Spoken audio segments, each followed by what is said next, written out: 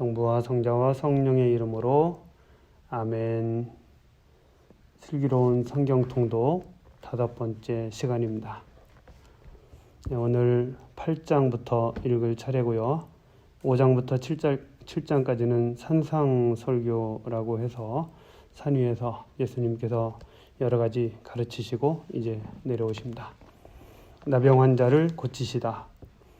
예수님께서 산에서 내려오시자 많은 군중이 그분을 따랐다. 그때 어떤 나병 환자가 다가와 예수님께 엎드려 절하며 이렇게 말하였다. 주님께서는 하고자 하시면 저를 깨끗하게 하실 수 있습니다.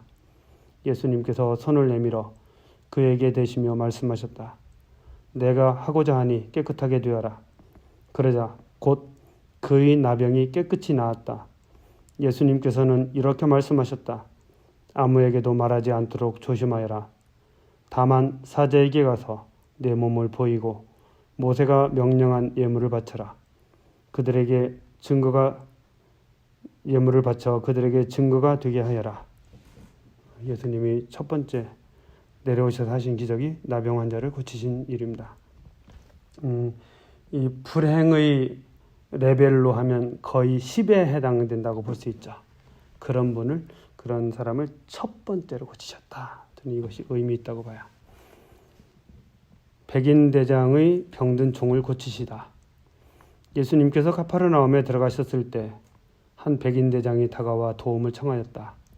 그가 이렇게 말하였다. 주님, 제 종이 중풍으로 집에 드러누워 있는데 몹시 괴로워하고 있습니다. 예수님께서 내가 가서 그를 고쳐주마 하시자 백인 대장이 대답하였다. 주님, 저는 주님을 제 지붕 아래로 모실 자격이 없습니다. 그저 한 말씀만 해주십시오. 그러면 제 종이 나을 것입니다.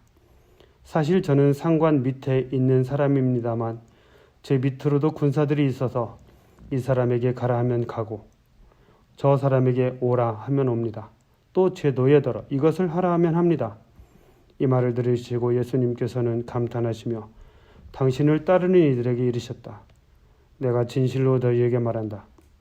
나는 이스라엘의 그 누구에게서도 이런 믿음을 본 일이 없다.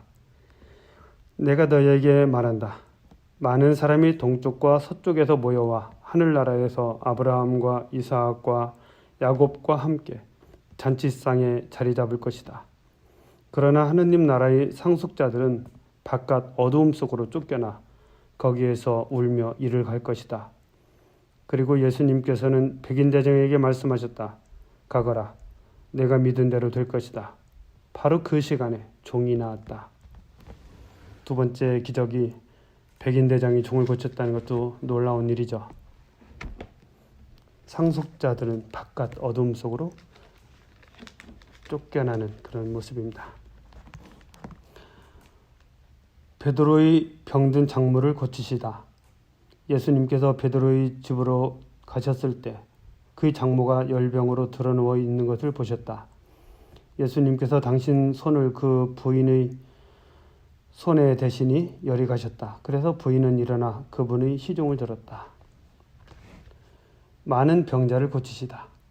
저녁이 되자 사람들이 막이 들린 이들을 예수님께 많이 데리고 왔다. 예수님께서는 말씀으로 악령들을 쫓아내시고 앓는 사람들을 모두 고쳐주셨다. 이사야 예언자를 통하여 그는 우리의 병고를 떠맡고 우리의 질병을 짊어졌다 하신 말씀이 이루어지려고 그리 된 것이다.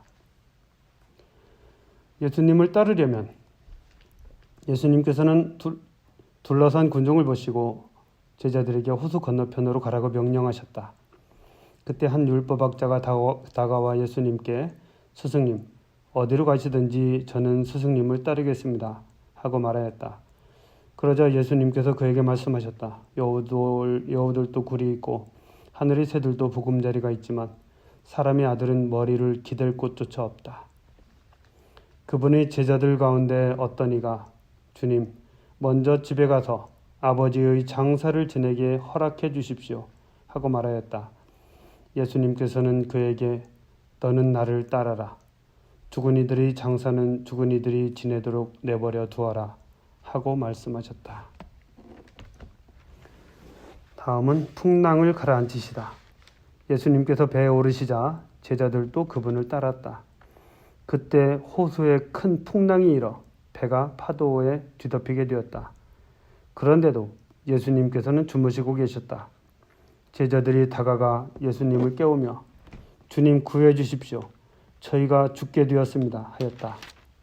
그러자 그분이 왜 겁을 내느냐? 이 믿음이 약한 자들아 하고 말씀하셨다. 그런 다음 일어나셔서 바람과 호수를 꾸짖으셨다. 그러자 아주 고요해졌다. 사람들은 놀라워하며 말하였다. 이분이 어떤 분이시기에 바람과 호수까지 복종하는가? 마귀들과 돼지떼 28절. 예수님께서 건너편 가다라인들의 지방에 이르셨을 때 마귀 들린 사람 둘이 무덤에서 나와 그분께 마주왔다. 그들은 너무나 사나워 아무도 그 길로 다닐 수가 없었다. 그런데 그들이 하느님의 아드님, 당신께서 저희와 무슨 상관이 있습니까? 때가 되기도 전에 저희를 괴롭히시려고 여기에 오셨습니까? 하고 외쳤다. 마침 그들에게서 멀리 떨어진 곳에 노아 기르는 많은 돼지떼가 있었다. 마귀들이 예수님께 저희를 쫓아내시려거든 저 돼지떼 속으로나 들여보내주십시오 하고 청하였다. 예수님께서 가라 하고 말씀하시자 마귀들이 나와서 돼지들 속으로 들어갔다. 그러자 돼지떼가 모두 호수를 향해 비탈을 내리달려 물속에 빠져 죽고 말았다. 돼지를 치던 이들이 달아나 그 고을로 가서는 이 모든 일과 마귀 들렸던 이들의 일을 알렸다. 그러자 온 고을 주민들이 예수님을 만나러 나왔다.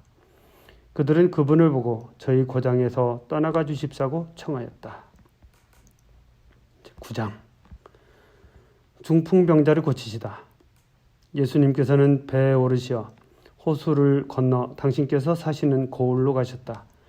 그런데 사람들이 어떤 중풍병자를 병상에 뉘어 그분께 데려왔다. 예수님께서 그들이 믿음을 보시고 중풍병자에게 말씀하셨다. 여야 용기를 내어라. 너는 죄를 용서받았다. 그러자 율법학자 몇 사람이 속으로 이 자가 하느님을 모독하는군 하고 생각하였다. 예수님께서 그들의 생각을 아시고 말씀하셨다. 너희는 어찌하여 마음속에 악한 생각을 품느냐. 너는 죄를 용서받았다 하고 말하는 것과 일어나 걸어가라 하고 말하는 것 가운데서 어느 쪽이 더 쉬우냐. 이제 사람의 아들이 땅에서 죄를 용서하는 권한을 가지고 있음을 너희가 알게 해주겠다. 그런 다음 중풍병자에게 말씀하셨다. 일어나 내 평상을 가지고 집으로 들어가거라. 그러자 그는 일어나 집으로 갔다. 이 일을 보고 군중은 두려워하며 사람들에게 그러한 권한을 주신 하느님을 찬양하였다. 마테오를 부르시고 세리들과 함께 음식을 드시다. 예수님께서 그곳을 떠나 길을 가시다가 마테오라는 사람이 세관에 앉아 있는 것을 보시고 말씀하셨다. 나를 따라라. 그러자 마테오는 일어나 그분을 따랐다. 예수님께서 집에서 식탁에 앉게 되셨는데 마침 많은 세리와 죄인도 와서 예수님과 그분의 제자들과 자리를 함께하였다. 그것을 본 바리사이들이 그분의 제자들에게 말하였다. 당신네 스승은 어째서 세리와 죄인들과 함께 음식을 먹는 것이오? 예수님께서 이 말을 들으시고 그들에게 말씀하셨다. 튼튼한 이들에게는 의사가 필요하지 않으나 병든 이들에게는 필요하다. 너희는 가서 내가 바라는 것은 희생 제물이 아니라 자비다 하신 말씀이 무슨 뜻인지 배워라. 사실 나는 의인이 아니라 죄인을 부르러 왔다. 14절. 단식 논쟁 새것과 헌것. 그때 요한의 제자들이 예수님께 와서 저희와 바리사이들은 단식을 많이 하는데 스승님의 제자들은 어찌하여 단식하지 않습니까? 하고 물었다. 예수님께서 그들에게 이르셨다. 혼인잔치 손님들이 신랑과 함께 있는 동안에 슬퍼할 수 없지 않으냐? 그러나 그들이 신랑을 빼앗길 날이 올 것이다.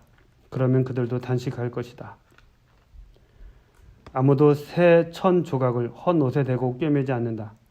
헝겊에 그 옷이 당겨 더 심하게 찢어지기 때문이다. 또한 새 포도주를 헌 가죽 부대에 담지 않는다. 그렇게 하면 부대가 터져 포도주는 쏟아지고 부대도 버리게 된다. 새 포도주는 새 부대에 담아야 한다. 그래야 둘 다 보존된다. 야이로의 딸을 살리시고 하여라는 부인을 고치시다. 예수님께서 그들에게 이 말씀을 하고 계실 때 한 회당장이 와서 예수님께 엎드려 절하며 제 딸이 방금 죽었습니다. 그러나 가셔서 아이에게 손을 얹으시면 살아날 것입니다. 하고 말하였다. 예수님께서는 일어나시어 제자들과 함께 그를 따라가셨다. 그때 12해 동안 혈루증을 앓는 여자가 예수님 뒤로 다가가 그분의 옷자락 술에 손을 대었다. 그는 속으로 내가 저분의 옷에 손을 대기만 하여도 구원을 받겠지 하고 생각하였던 것이다. 예수님께서 돌아서시어 그 여자를 보시며 이르셨다. 딸아, 용기를 내어라. 내 믿음이 너를 구원하였다. 바로 그때 그 부인은 구원을 받았다. 예수님께서 회당장의 집에 이르시어 피리 부는 이들과 소란을 피우는 군중을 보시고 물러들 가거라. 저 소녀는 죽은 것이 아니라 자고 있다 하고 말씀하셨다. 그들은 예수님을 비웃었다. 군중이 쫓겨난 뒤에 예수님께서 안으로 들어가시어 소녀의 손을 잡으셨다. 그러자 소녀가 일어났다. 그 소문이 그 지방에 두루 퍼졌다. 눈먼 두 사람을 고치시다. 예수님께서 그곳을 떠나 길을 가시는데 눈먼 사람 둘이 따라오면서 다윗의 자손이시여 저희에게 자비를 베풀어 주십시오 하고 외쳤다. 예수님께서 집 안으로 들어가시자 그 눈먼 이들이 그분께 다가왔다. 예수님께서 그들에게 내가 그런 일을 할 수 있다고 너희는 믿느냐 하고 물으시자 그들이 예 주님 하고 대답하였다. 그때 예수님께서 그들이 눈에 손을 대시며 이르셨다. 너희가 믿는 대로 되어라. 그러자 그들의 눈이 열렸다.